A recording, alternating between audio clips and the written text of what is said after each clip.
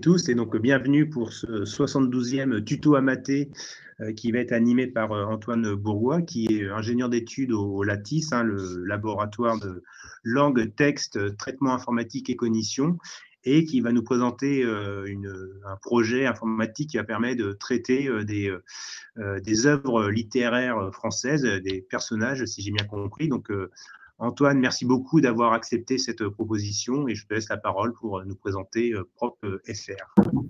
Merci à vous pour l'invitation et bonjour à toutes et à tous. Et donc, en effet, je vais présenter donc, la chaîne de traitement computationnel qui s'appelle PropFR, qui a été développée ici au LATIS, donc, dans notre laboratoire. Donc, dans un premier temps, pour introduire le projet PropFR, donc c'est une chaîne de traitement, donc nous qu'on a codé en Python, qui est utilisée pour traiter des œuvres littéraires principalement, donc des œuvres de fiction principalement actuellement, et qui permet d'outiller les chercheurs qui font des études littéraires, des études culturelles, des études diachroniques.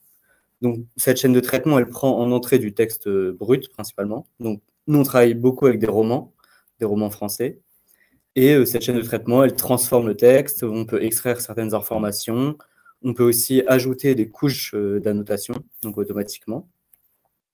Et donc, avant de parler plus en détail de projet PropFR, il faut que je remonte au projet BookNLP.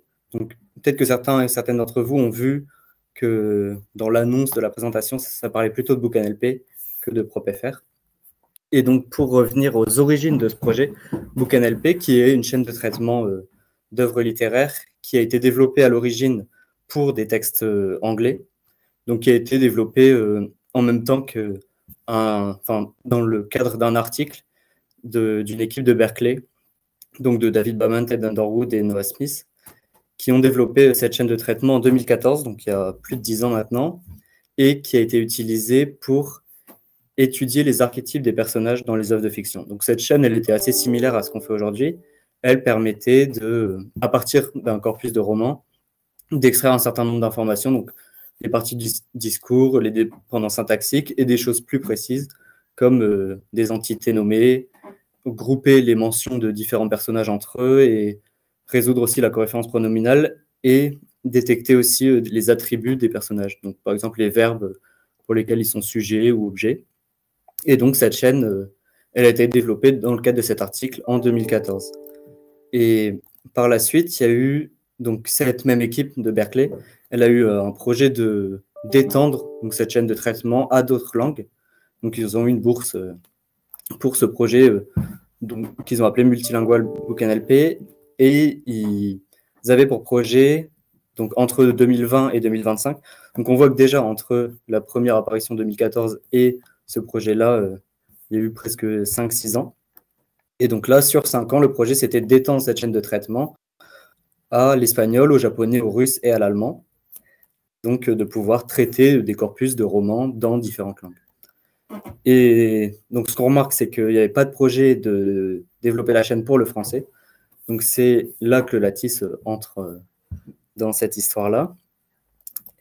Et donc en 2021, donc à peu près un an après le lancement de BookNLP multilingue, il y a un projet qui a été lancé en collaboration avec l'équipe du projet BookNLP original. Donc en fait, le code de leur chaîne de traitement a été récupéré et adapté au français.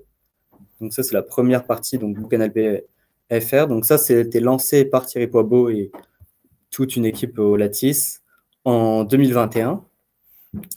Et pendant plusieurs années, ça a été amélioré, ça a été développé, ça a été évalué aussi, donc par toute une équipe dont Frédéric fait partie.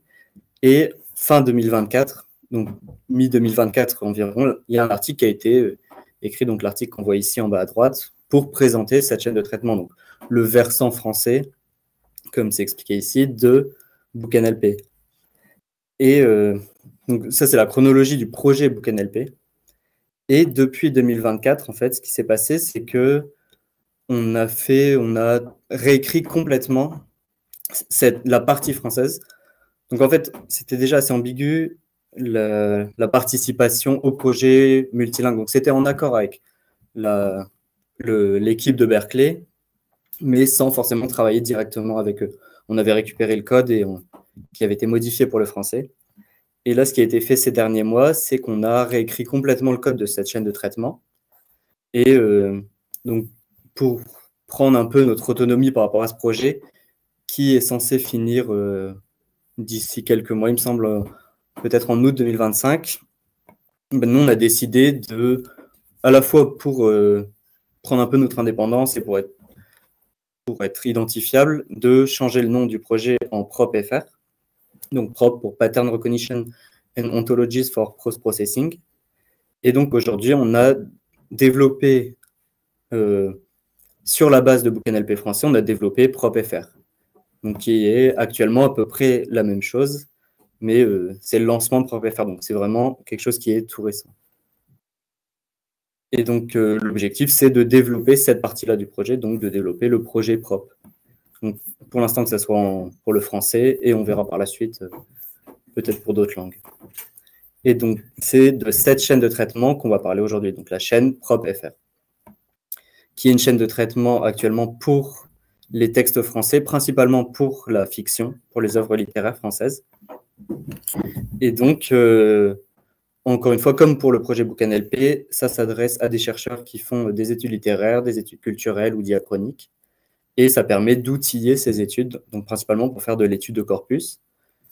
Et les fonctions principales actuellement de la chaîne de traitement PropFR, c'est la détection d'entités, la résolution de la coréférence et l'extraction des attributs qui sont liés aux personnages dans les romans. Et donc moi, c'est principalement sur ces trois fonctions que je vais m'arrêter aujourd'hui. Donc la première fonction qui est la détection d'entités, donc qui est la fonction de base de la chaîne PropFR. Donc ce module, en fait, c'est ça aussi, c'est la refonte de BookNLP à PropFR, ça a été aussi une modularisation du code, donc pour pouvoir indépendamment faire chaque opération, pouvoir remplacer un module par un autre si on le souhaite, ou améliorer un module indépendamment des autres, ce qui était plus difficile dans la version antérieure. Et donc aujourd'hui, on a un module qui fait de la détection d'entités.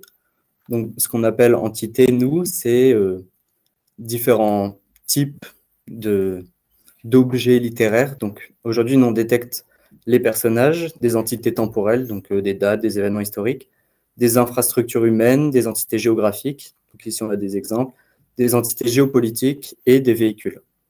Et donc en fait, le choix de ces entités, il est à la fois dirigé par les études littéraires et par les applications qu'on souhaite réaliser avec cette chaîne de traitement. Et donc le module de détection d'entité, il prend en entrée du texte brut, comme c'est représenté ici, et en sortie, on a toutes ces entités-là, donc détectées dans le texte et annotées, leur position est annotée dans le texte. Et donc ce module de détection d'entité, nous, ce qu'on utilise, c'est un réseau de neurones qui est assez basique en traitement automatique des langues aujourd'hui, et donc qui prend en entrée du texte brut et en sortie, on a les entités. Et donc, aujourd'hui, il existe sur Internet des modules de reconnaissance d'entités, principalement des reconnaissances d'entités nommées, donc plutôt des noms propres. Et ces modules-là, ils sont pré-entraînés, ils existent sur Internet, qu'on peut utiliser assez facilement. Donc ça, c'est un exemple. Donc cette plateforme-là, Hugging Face, c'est une plateforme un peu de référence en traitement automatique des langues et en machine learning en général, qui répertorie à la fois des modèles, donc des modèles pré-entraînés, et des datasets que les usagers partagent librement sur cette plateforme. Donc c'est une plateforme assez ouverte et avec des modèles libres de droit. Et donc par exemple ici on voit qu'on a, donc en tapant NER, donc ce qui veut dire reconnaissance d'entité nommée, avec le français, donc ce qui nous intéresse, on voit qu'on a par exemple ce modèle, donc qui est utilisé pour faire de la reconnaissance de personnages, localisation des organisations et d'autres types, donc un peu tout mélangé. Donc on voit que ça correspond en partie à ce que nous on cherche à détecter, pas exactement. Et le deuxième souci auquel on peut être confronté, c'est que ces modèles, en fonction de ce sur quoi ils sont entraînés, donc la plupart de ces modèles, ils sont entraînés souvent sur des pages Wikipédia qui sont annotées automatiquement. En fait, tous les hyperliens de noms de personnages, donc historiques, ou des noms de personnages de fiction, ils vont être détectés. Et ces modèles, ils sont entraînés comme ça, donc ils vont avoir tendance à détecter uniquement les noms propres de personnages réels ou de fiction. Donc ici, si on prend un petit exemple, donc ça c'est un extrait de Indiana de George Sand. Donc, non, mon ami, non, reprit Ralph, je ne veux point d'un tel sacrifice, je ne l'accepterai jamais. En quoi mon existence est-elle plus précieuse que la vôtre? Pourquoi faut-il que vous vous imposiez un avenir odieux pour m'en donner un agréable? Pensez-vous qu'il me fut possible d'en jouir en sentant que votre cœur ne le partage point? Non, je ne suis point égoïste jusque-là. Donc ici, si on teste le modèle qui a été préentraîné, qu'on récupère sur Internet et qu'on utilise directement, on voit, comme on pouvait s'y attendre, qu'en fait, ce modèle, il va détecter uniquement le nom propre Ralph. Alors que nous, dans l'absolu, si on cherche à détecter toutes les mentions de personnages, on aimerait également détecter, par exemple, mon ami ou tous les pronoms. Donc ça, c'est un choix qui est propre à nos applications. Mais nous, pour récupérer la plus grande partie des mentions de personnages, on aimerait aussi récupérer les noms propres, mais les noms communs aussi, et les pronoms. Et donc, on voit qu'il y a plusieurs limites au modèle préentraîné. Donc, le premier, c'est que les catégories d'entités ne correspondent pas forcément, que les définitions, elles peuvent être un peu différentes.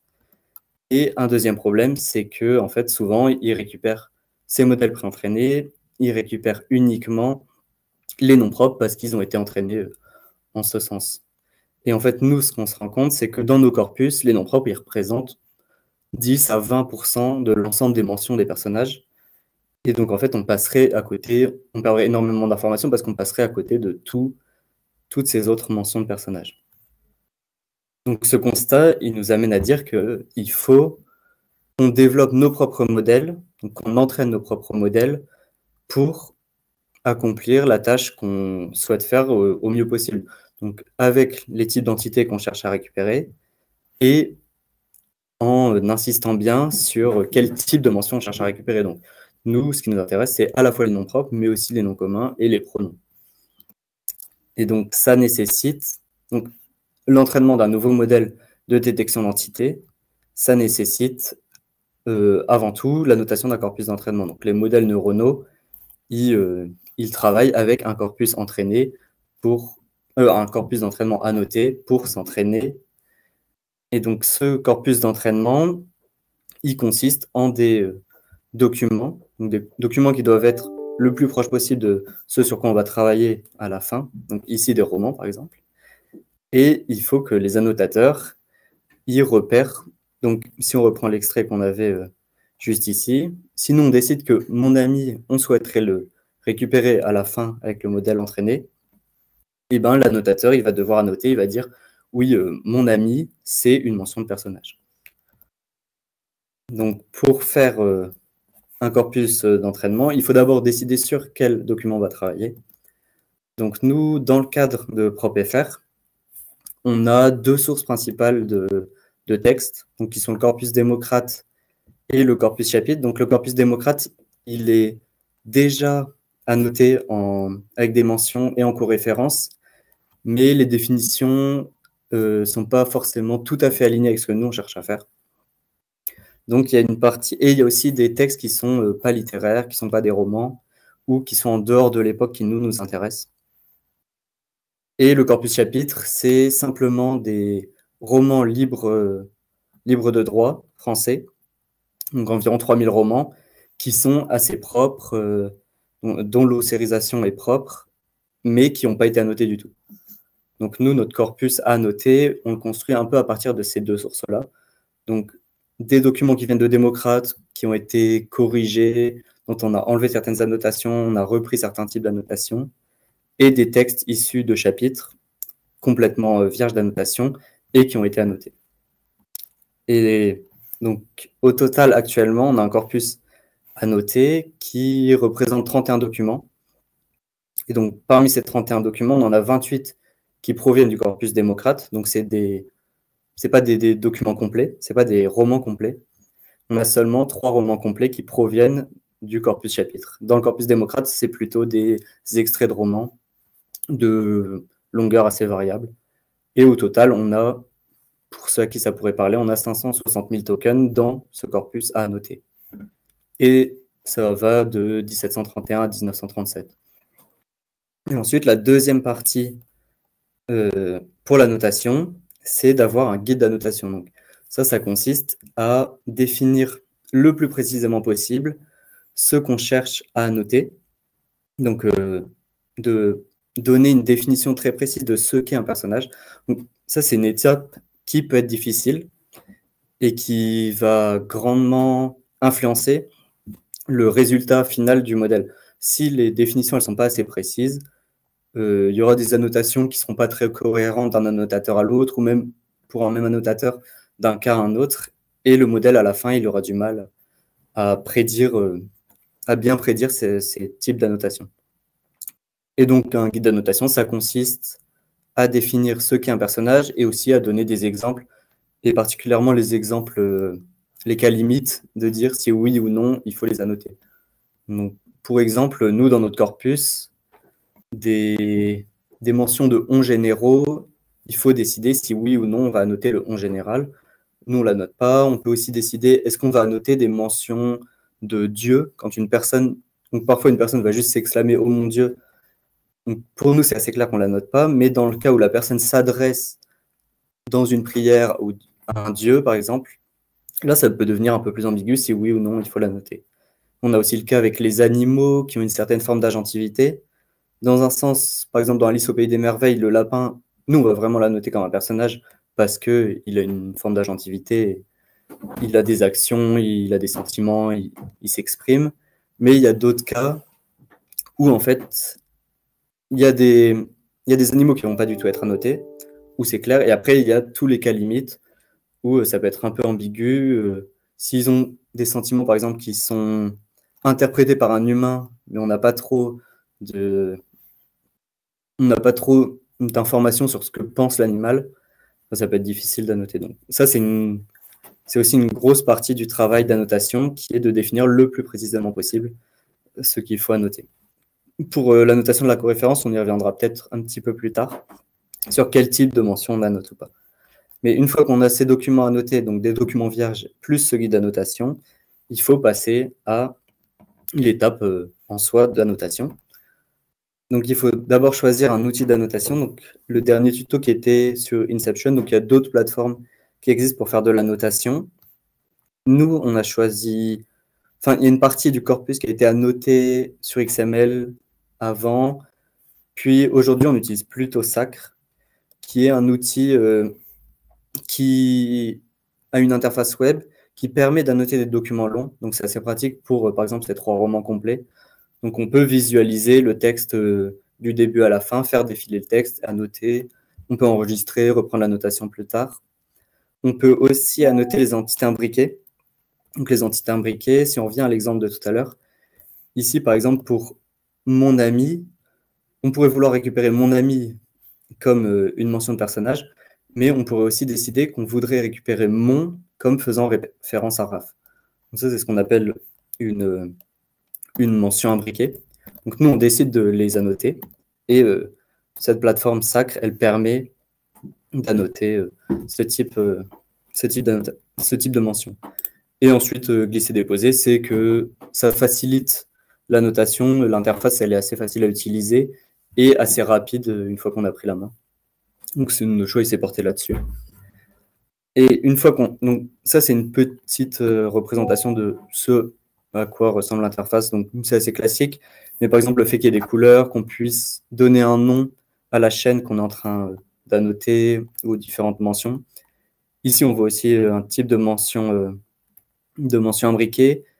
On voit aussi qu'on annote les pluriels. Donc, ces autres silencieux, 2 de ces autres silencieux, c'est 2 mentions plurielles, mais qui ne font pas référence au même personnage. Donc, en fait, c'est une interface assez classique d'annotation pour la reconnaissance d'entités nommées. Et donc, une fois qu'on a choisi cet outil d'annotation, on procède à ce qu'on appelle des campagnes d'annotation. Donc, une campagne d'annotation, ça va consister à donner les documents annotés et le guide d'annotation à des annotateurs. Donc, le mieux, c'est d'avoir plusieurs annotateurs qui annotent un même texte ou quelques textes tous ensemble. C'est ce qu'on appelle l'annotation multiple. Et ensuite, on va regarder à quel point les différentes annotations des différents annotateurs, elles vont dans le même sens. Est-ce qu'ils ont annoté exactement les mêmes frontières de mention ou pas?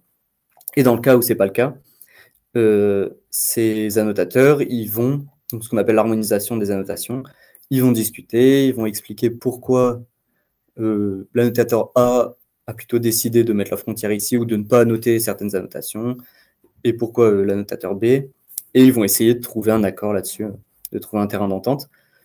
Ce qu'il faut savoir, c'est qu'en fait, il y a aussi des cas qui sont ambigus par nature, et où on ne peut pas vraiment... il n'y a pas une réponse unique pour l'annotation de certaines mentions.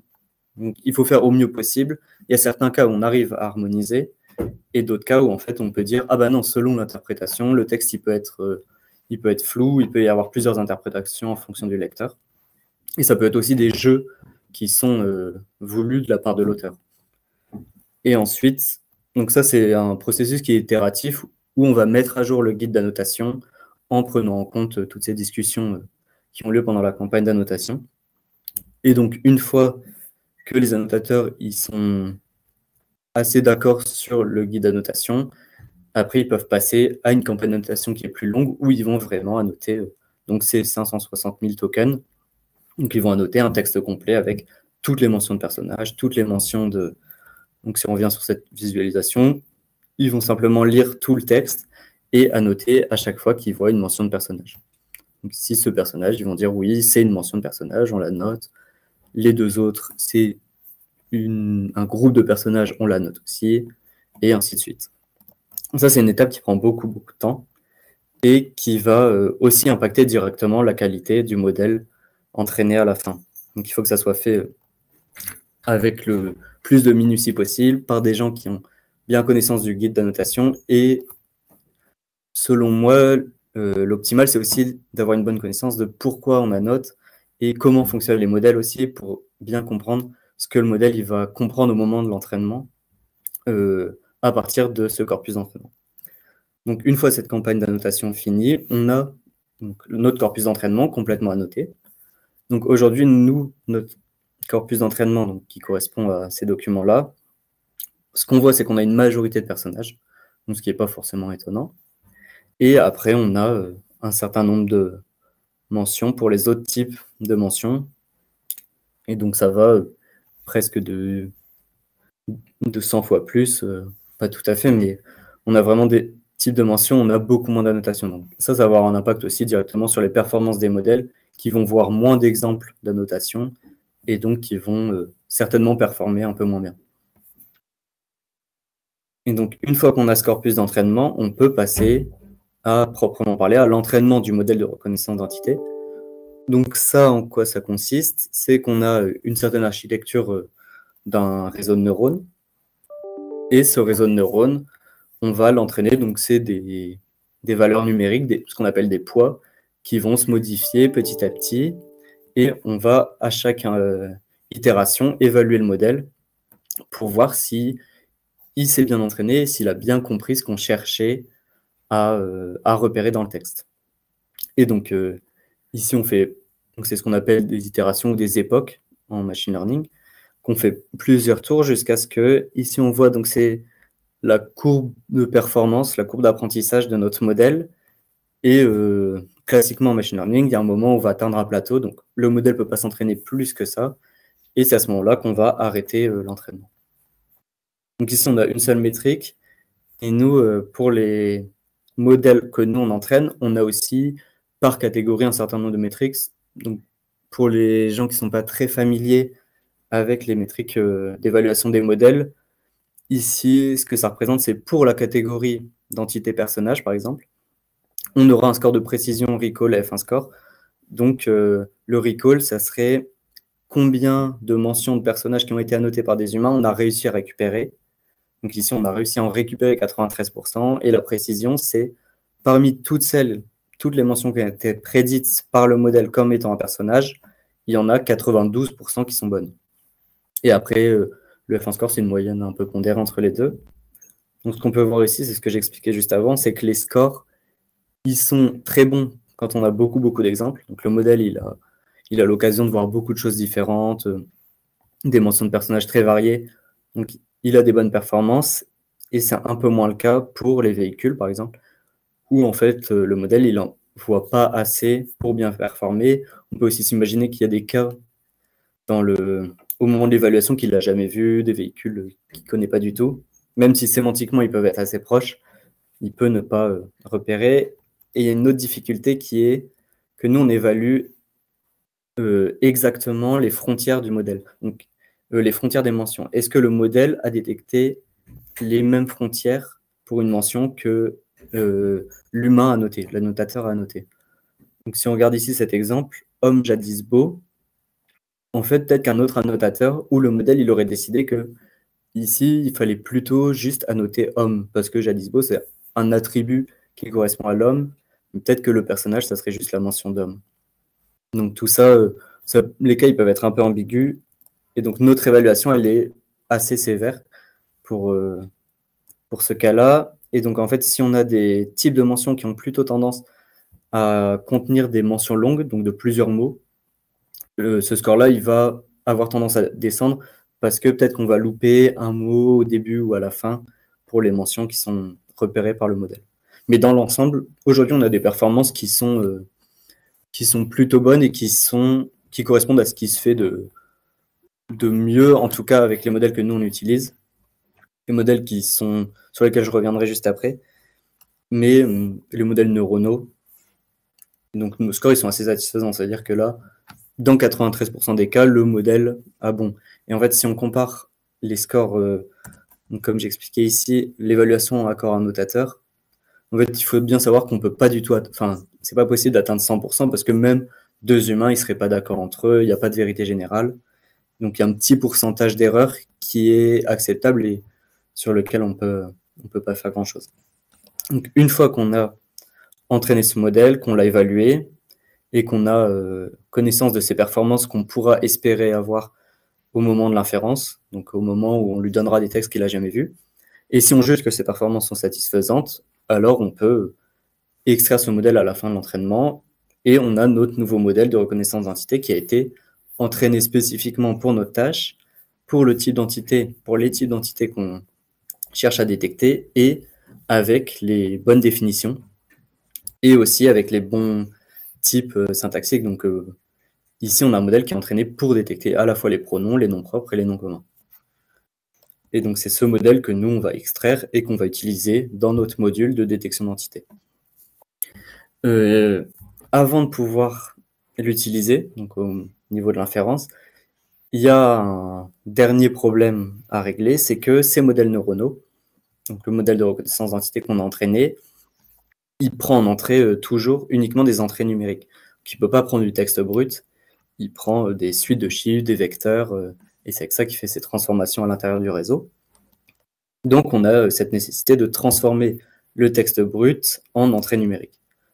Donc, pour faire ça, donc on a ce qu'on appelle on a deux sous-étapes dans cette transformation, donc qui sont la tokenisation et le plongement vectoriel. Donc, la tokenisation, ça consiste à simplement couper le texte.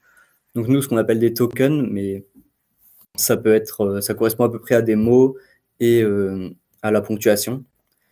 Et pour certains modèles, on a aussi ce qu'on appelle des subwords en tant que token. Donc, ça peut être juste des groupes de quelques lettres qui reviennent souvent dans une certaine langue. Et ensuite, la transformation en entrée numérique, donc le plongement vectoriel. Nous, ce qu'on utilise, c'est une architecture transformer. Donc, c'est encore un modèle neuronal, mais qui est différent du modèle de reconnaissance d'entité, qui permet de transformer du texte en entrée numérique, donc en vecteur. Donc cette architecture transformer qui a été un peu une révolution en traitement automatique des langues, qui était à l'origine utilisée pour faire de la traduction automatique, elle contient deux modules, même s'ils fonctionnaient ensemble à l'origine, on s'est vite rendu compte que ces deux modules, ils pouvaient fonctionner indépendamment. Donc on a ce qu'on appelle un encodeur et un décodeur. Et donc en fait, cet encodeur et ce décodeur, c'est ce qu'on connaît peut-être, enfin, peut-être que vous connaissez, en tant que modèle BERT et modèle GPT. Donc GPT, le décodeur, ça permet de faire de la génération de texte. Et le modèle BERT, ça permet de transformer le texte en vecteur. Donc nous, ce qu'on va utiliser ici pour cette étape de transformation en entrée numérique, c'est uniquement l'encodeur, donc la partie encodeur du modèle transformer. Et donc cet encodeur, en entrée, il va prendre donc, du texte brut, et en sortie, à chaque token, donc à chaque mot plus ou moins, ou groupe de lettres, il va associer un vecteur qui représente son contexte dans la phrase.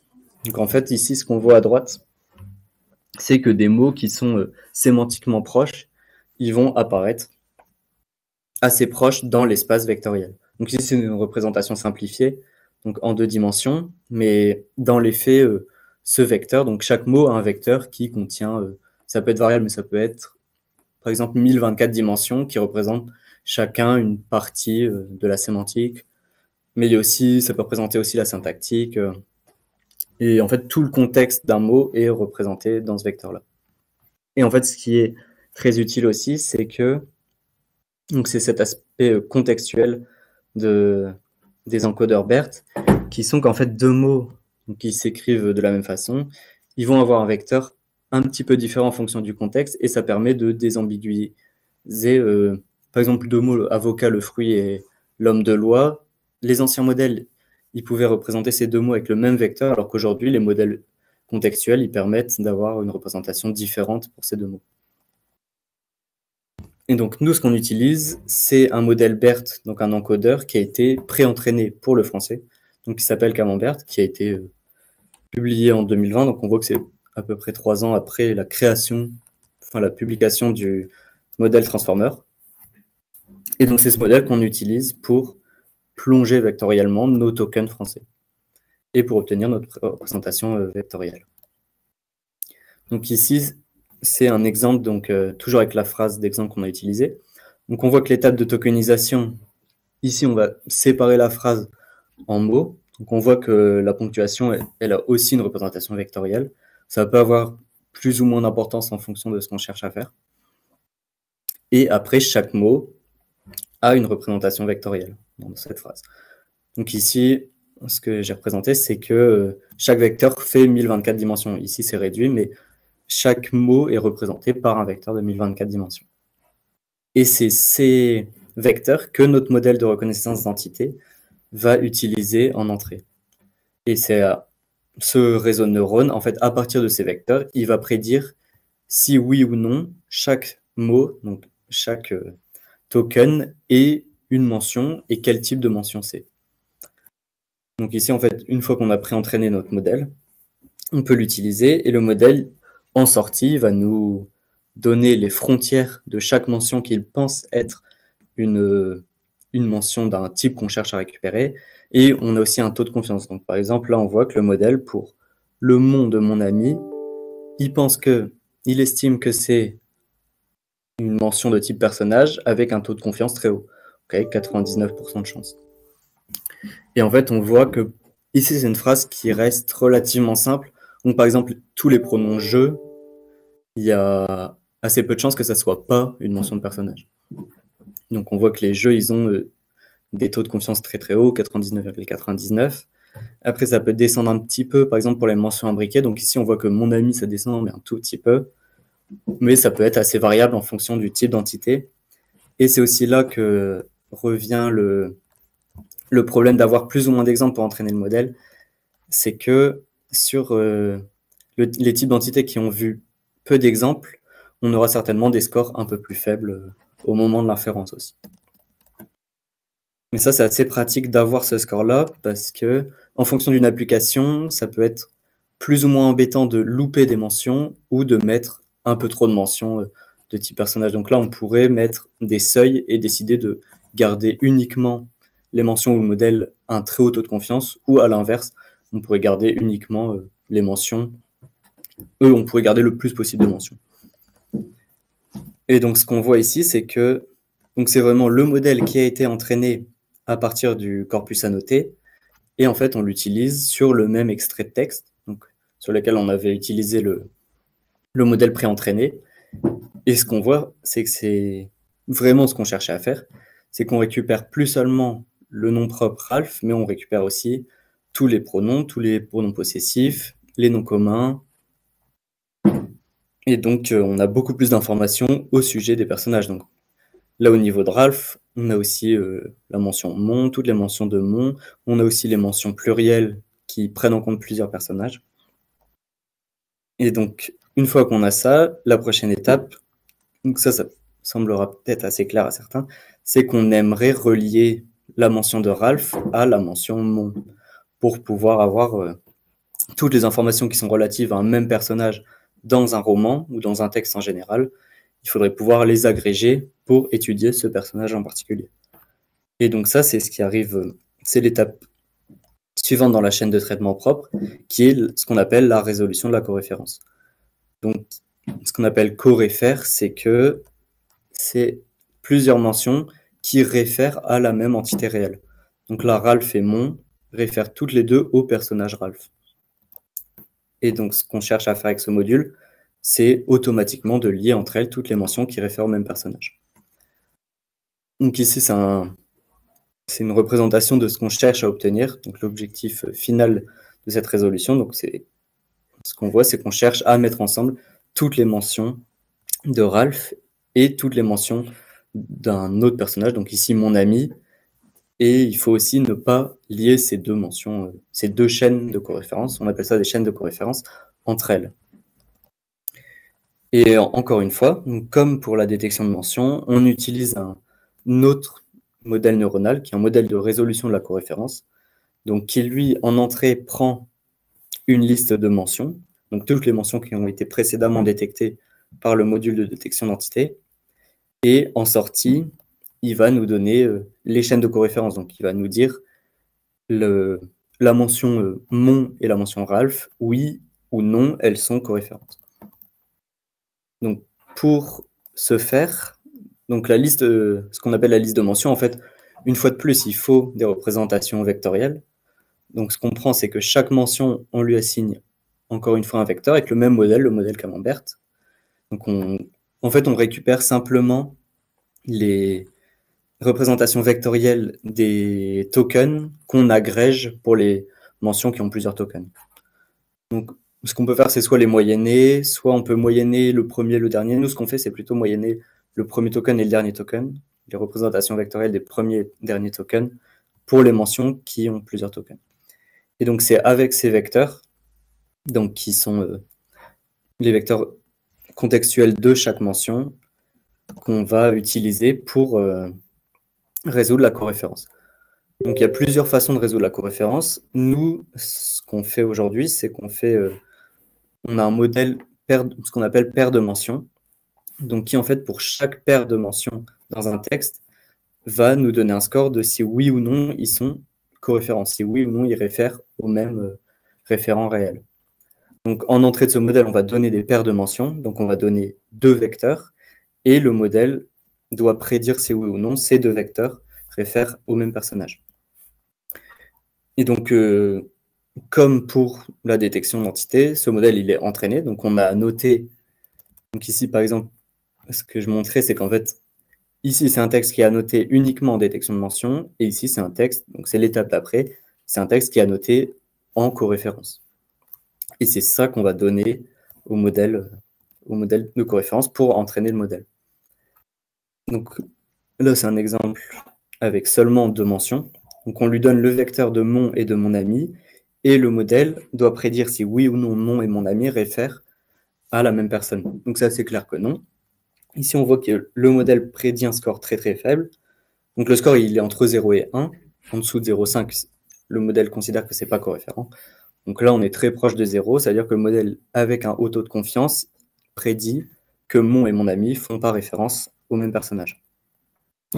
Et donc cette décision, nous, ce qu'on va faire, c'est qu'on va la mettre dans ce qu'on appelle une matrice de coréférence.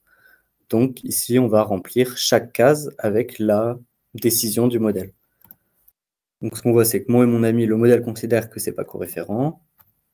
Ensuite, on peut prendre la troisième mention, donc Ralph, et on va associer Ralph, on va donner Ralph et mon au modèle, puis Ralph est mon ami. Donc ici, on voit que le modèle prédit que Ralph et mon sont coréférents, alors que Ralph et mon ami ne sont pas coréférents.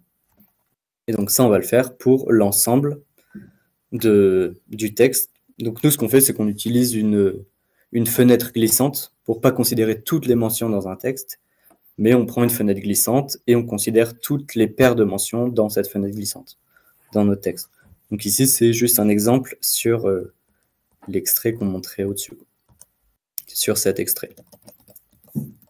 Et une fois qu'on a tous ces scores de paires de mentions, nous, ce qu'on cherche à faire, c'est d'extraire uniquement les paires de mentions qui sont considérées comme étant coréférentes. Et en fait, on peut agréger petit à petit les paires de mentions qui sont coréférentes, et on n'a pas besoin de considérer toutes les paires positives, donc toutes les paires ici qui sont en verte au-delà de 0,5 en prédiction du modèle. Et en fait, pour chaque ligne ou pour chaque colonne, on peut essayer de trouver une seule mention coréférente, donc ce qu'on appelle l'antécédent le plus probable. Et en fait, ce qu'on fait, c'est que ici, pour la première ligne, par exemple, on dit donc mon ami est mon. Pour mon ami, le modèle a prédit qu'il n'y avait aucune mention coréférente qui apparaissait précédemment dans la phrase. Donc, on crée une chaîne avec mon ami et une chaîne avec mon. Ensuite, on peut passer à la deuxième mention. On voit que Ralph, il peut être associé avec mon. Donc là, on agrégerait mon avec Ralph et on ne prendrait pas en compte mon ami Ralph. Et en fait, si on fait ça pour chaque ligne, on garde uniquement la mention avec le taux de confiance le plus haut et un taux de confiance au-delà de 0,5, donc considéré comme étant coréférent. Et ensuite, ce qu'on peut faire, c'est passer ligne par ligne et construire notre chaîne de coréférence. Donc, ce qu'on va faire, c'est ici qu'on prend mon et on regarde dans la colonne mon, et on voit que mon, Ralph et je sont considérés comme étant coréférents, donc on peut associer ces trois-là. Donc ça, c'est le début de la construction de notre chaîne de coréférence. Si on passe à la deuxième colonne, on voit que mon ami est ni considéré comme étant coréférent avec Ralph, ni avec je. Donc on ne va pas l'associer, ça va être une autre chaîne de coréférence. Mais par contre, on voit que dans cette colonne, on a votre qui est considéré comme faisant partie de la même chaîne. Donc on peut commencer à construire la deuxième chaîne de coréférence dans notre texte. Et si on fait ça itérativement pour chaque colonne, on a... Donc ça pourrait être plus, ça pourrait être moins, mais ici on a deux chaînes de coréférence qui se distinguent, qui ne sont pas coréférentes entre elles, et on extrait donc toutes ces mentions-là. Donc en reprenant le tableau ici à gauche, pour chaque ligne, on extrait, on associe un numéro de chaîne de coréférence. Donc ici c'est une couleur, mais on pourrait dire orange ça correspond à 0 et bleu ça correspond à 1, ou l'inverse. Et donc c'est ça qu'on appelle des chaînes de coréférence. Et c'est la sortie de notre modèle de coréférence, de résolution de la coréférence, qui prend en entrée donc la liste des mentions, et en sortie, on a ces chaînes-là. Et donc, c'est vraiment, on voit que ça correspond bien à ce qu'on avait à noter et à ce qu'on cherchait à récupérer. Et donc, ça permet, donc ici, on voit qu'on ajoute une colonne à notre tableau qui est à quelle chaîne de coréférence appartient chaque mention. Et ensuite, la dernière étape qu'on fait actuellement dans cette chaîne de traitement, c'est d'extraire les attributs qui correspondent à un personnage. Donc, à chacune de ces chaînes de coréférence, on aimerait avoir les informations relatives à chacune de ces chaînes, donc à chacun des personnages. Nous, ce qu'on récupère actuellement, donc c'est un module qui est plutôt basé sur des règles, plutôt qu'un modèle neuronal actuellement, et sur des règles qui travaillent sur l'arbre syntaxique, ou bien d'autres modules, par exemple pour le genre de la chaîne et le nombre de la chaîne, c'est plutôt des grands dictionnaires avec des mentions féminines, des mentions masculines, et on agrège toutes ces mentions-là de la chaîne et on a un score de genre et de nombre. Et ensuite, pour les attributs à proprement parler, nous, ce qu'on récupère, c'est tous les verbes dont le personnage est sujet ou est objet. Et après, on a des sous-catégories aussi pour ces verbes. On récupère aussi tous les qualificatifs, donc c'est surtout des adjectifs qui peuvent faire référence à la profession, au physique, à la psychologie ou à la sociologie des personnages. Et enfin, on récupère aussi les possessifs, donc tout ce qu'un personnage possède. Donc ça peut être en se basant sur les pronoms possessifs ou vraiment sur les verbes de possession. Et donc ça nous permet d'avoir une une image un peu globale de comment est représenté le personnage. Et donc, ça, c'est les sorties, ça correspond aux sorties de la chaîne de traitement. Donc, en entrée, on va donner, donc une fois qu'on a entraîné ces modèles de détection d'entités, de coréférence et de détection des attributs, et qu'on les agrège ensemble, on a cette chaîne de traitement PropFR. Et donc, cette chaîne de traitement, en entrée, elle prend du texte brut, donc des œuvres littéraires, et en sortie, on aura toutes ces informations. Donc, une liste avec toutes les mentions, leur type, et pour les personnages, on aura des chaînes de coréférence pour chacun des personnages dans notre texte, dans notre roman par exemple. Et donc, à partir de cette chaîne de traitement, il y a plusieurs applications possibles. Donc ici, je vais vous présenter quelques applications qui ont déjà été réalisées, donc soit avec l'ancienne chaîne BookNLP, soit qui sont en train d'être réalisées avec la chaîne PropFR, à partir de ces sorties. Donc, une première étude qui avait été faite ou qui peut être faite un peu à n'importe quel moment, c'est une étude en prenant en compte donc, toutes les entités de type personnage et leur genre, donc le genre de chaque chaîne de coréférence. Et on peut déjà étudier la proportion de mentions de personnages en fonction de leur genre. Donc ça, c'est une statistique assez basique, mais qui n'était pas forcément facile à réaliser avant d'avoir ce type de chaîne de traitement.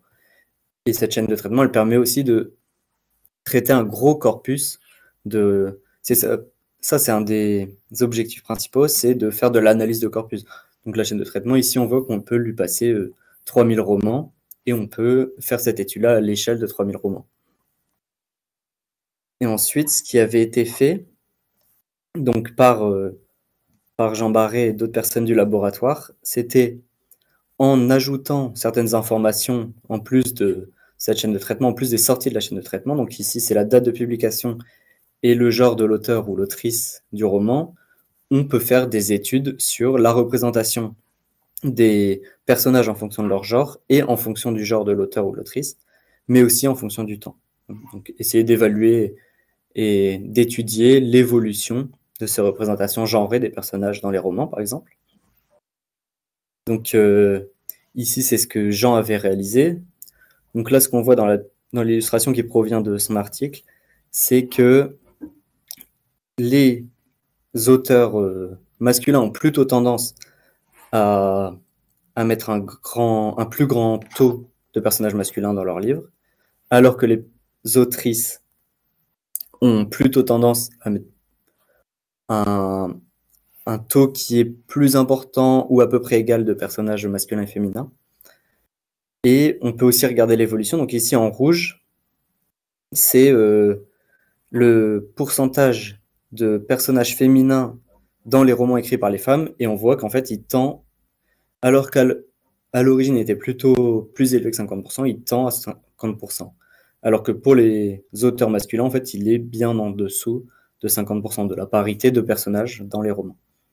Donc ça, c'est un premier type d'application.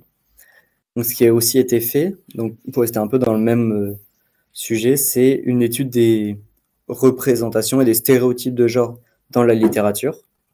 Donc cette fois, en ajoutant à l'information du genre, on peut ajouter aussi les attributs qui sont associés à ces personnages, donc aux chaînes de coréférence de ces personnages, en fonction de leur genre. Et donc ici, par exemple, une application, c'est de regarder les verbes dont le personnage est sujet en fonction de son genre.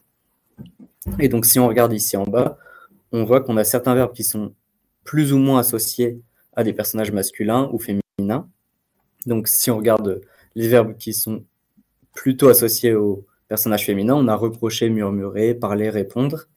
Et de l'autre côté, les verbes plutôt associés, donc ici c'est des verbes de communication uniquement, plutôt associés aux personnages masculins, on a expliqué, conseillé, annoncé. Et donc ce type d'application, il a aussi été réalisé pour les adjectifs qualificatifs, les attributs qualificatifs. Et donc, déjà, une première observation, c'est que ces attributs sont plutôt associés aux personnages féminins et que les rares fois où c'est associé à des personnages masculins, ici, c'est plutôt des adjectifs péjoratifs, donc gros, vieux. Et de l'autre côté, on a plutôt jolie, belle, douce. on a aussi les, pal. Et donc ça peut être utilisé pour étudier les représentations dans la littérature. Donc que ce soit les biais de genre ou les stéréotypes de genre et leur évolution au fur et à mesure du temps. Donc une autre recherche qui est en cours, à laquelle participe Frédéric, et qui ici, donc c'est aussi pour illustrer qu'on peut sélectionner différents types d'attributs en sortie de la chaîne. On n'est pas obligé de tout utiliser. On peut aussi utiliser d'autres attributs qui viennent d'ailleurs, donc comme la date de publication ou le genre de l'auteur, comme juste avant. Et donc ici, en utilisant les entités d'autres types, donc les entités temporelles, les infrastructures, toutes les entités qui sont du registre de la géographie ou du lieu, ainsi que les verbes sujets et spécifiquement les verbes sujets de mobilité, le but, ça serait d'analyser la mobilité des personnages dans la littérature française. Une autre application, donc ici c'est plutôt pour illustrer une volonté qu'on a, qui serait d'étendre les applications au-delà des œuvres de fiction. Donc aujourd'hui on travaille avec un anthropologue qui aimerait explorer les applications de cette chaîne de traitement, qui a priori a été développée pour les œuvres de fiction, mais qui devrait pouvoir marcher, que ça soit d'origine ou bien en apportant quelques modifications pour d'autres types de documents. Donc ici, on aimerait l'utiliser pour étudier les journaux, donc que ce soit des journaux de terrain, de recherche ou des journaux intimes, qui sont des objets étudiés en anthropologie et en sociologie. Donc ça, c'est une recherche qui est en cours. Donc aujourd'hui, pour revenir à la temporalité de cette chaîne, donc de PropFR, donc PropFR, ça vient d'être complètement réécrit à partir de BookNLPFR. Et les perspectives pour le futur, ça serait, donc, comme je viens de le dire, ça serait de supporter des documents non littéraires. Donc de voir ce qu'on peut faire, par exemple, avec des documents de médias, des journaux, mais aussi des journaux de médias, mais aussi, par exemple, des journaux d'anthropologie. On aimerait aussi ajouter d'autres fonctionnalités. Donc, une fonctionnalité qu'on aimerait ajouter, ça serait la détection des prises de parole. Donc la détection du discours direct, que ce soit dans les romans ou bien aussi des citations, donc si on travaille sur des journaux de médias, par exemple. Une autre perspective, c'est l'adaptation de cette chaîne de traitement propre à d'autres langues. Donc là, on est en train de travailler pour l'adaptation au russe. Donc ça nécessite quand même de réentraîner complètement des modèles de détection de mentions, de coréférences pour une autre langue. Et aujourd'hui, on travaille à ça. Et en dernier lieu, une de nos perspectives, c'est de diffuser au maximum cet outil, qu'il soit utilisé par le plus de gens possible, que ça soit dans les sphères littéraires ou pas, dans les sphères du TAL ou pas. Et donc, pour ce faire, nous, un de nos moyens, c'est de rendre cette chaîne de traitement le plus accessible possible et le plus facilement possible. Donc, pour faire ça, nous, on a créé toute cette chaîne de traitement dont je vous ai parlé. On l'a mise dans une librairie Python. Donc, tout est accessible dans une librairie Python, donc la librairie propre, qui est installable de n'importe où, dans n'importe quel notebook Python, et qui doit être utilisable par tous le plus facilement possible. Nous, on a essayé de la rendre le moins lourd possible computationnellement. Donc, normalement, elle peut être utilisée sur un ordinateur grand public. On a essayé aussi, vu qu'un des buts, c'est de travailler sur des corpus, que le coût computationnel il soit réduit et que l'exécution elle soit assez rapide pour pouvoir traiter un grand nombre de documents en un temps assez restreint. Et finalement, un des autres objectifs, c'est ce que nous on appelle la modularité, c'est de pouvoir utiliser soit un seul module ou un autre et de pouvoir remplacer un module ou améliorer un module indépendamment du reste le plus rapidement possible. Donc, je peux vous faire une petite démonstration de cette librairie pour vous montrer un peu comment ça fonctionne, ce qu'on peut en faire et un peu peut-être vous donner envie de l'utiliser. Donc, j'ai peut-être... Écoute, si le temps que tu passes sur ta démonstration en live, je ne sais pas s'il y a des remarques ou des questions, dans le chat, mais je pense qu'il n'y a rien eu qui est remonté. En tout cas, c'était très clair. j'aurais après des questions, enfin comme ça, plus pour dialoguer sur les modèles de traitement automatique des langues. Je sais pas, Frédéric, si tu veux faire une remarque ou... Mais en tout cas, pour l'instant, tout est très clair et très intéressant. Et ben, du coup, Antoine, je te laisse faire la démonstration. Ok. Du coup, ça, c'est pour ceux qui sont plus ou moins familiers de Python, c'est juste un environnement, un notebook Python. Donc, ici, ce qu'on voit, c'est qu'on a une fonction. Donc, la première étape, c'est qu'on peut installer la librairie. Donc, pour les gens liés avec Python, pip install. Donc, on peut juste installer la librairie comme n'importe quelle autre. Et ensuite, on a, donc si on reprend la présentation, on a ces deux modèles-ci.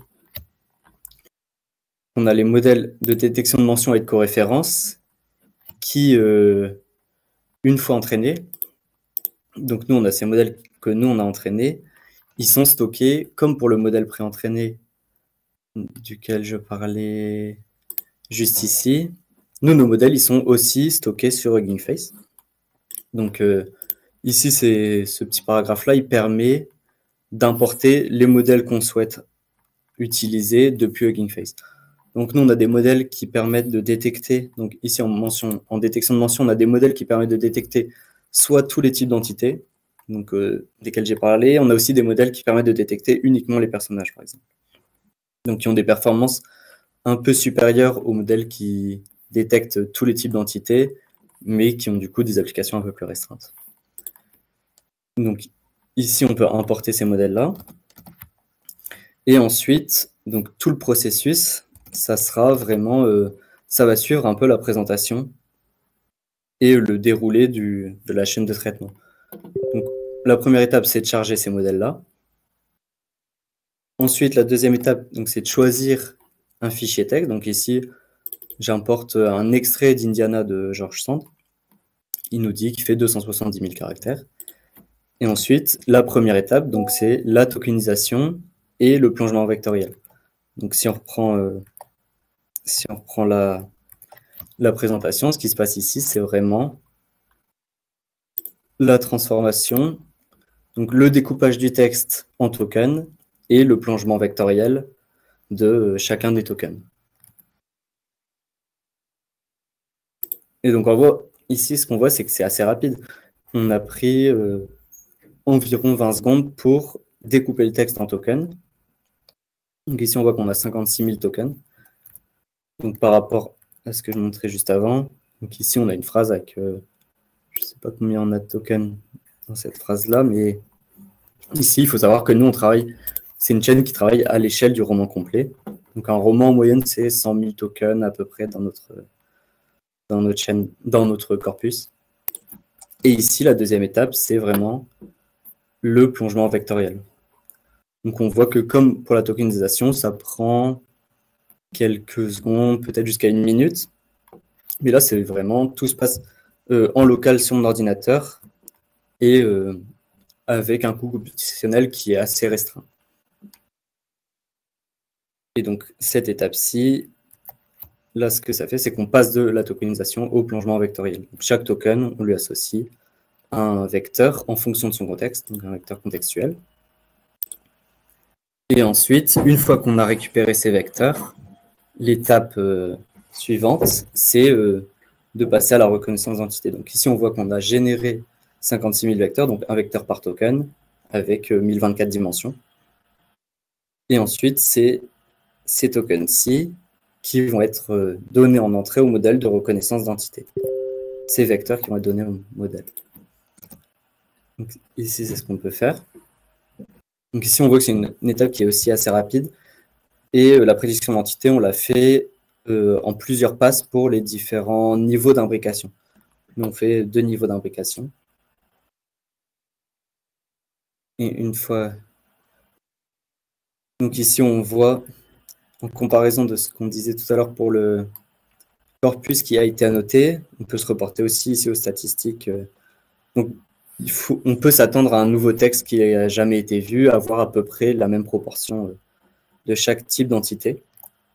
Donc ici, ce qu'on voit, c'est que pour les 56 000 tokens, on a récupéré un peu moins de 8 000 personnages, mentions de personnages, et ensuite différentes proportions pour les autres types d'entités. Donc l'étape suivante, comme dans la présentation, c'est la résolution de la chaîne des chaînes de coréférence. Donc pour ces 7800 mentions de personnages, le modèle il va évaluer si oui ou non les paires de mentions sont coréférentes. C'est l'étape. Donc ici, ce que le modèle est en train de faire, c'est vraiment cette étape-ci, de juger à chaque fois si une paire de mentions est coréférente. Donc ça peut être plus ou moins long en fonction de la taille du roman.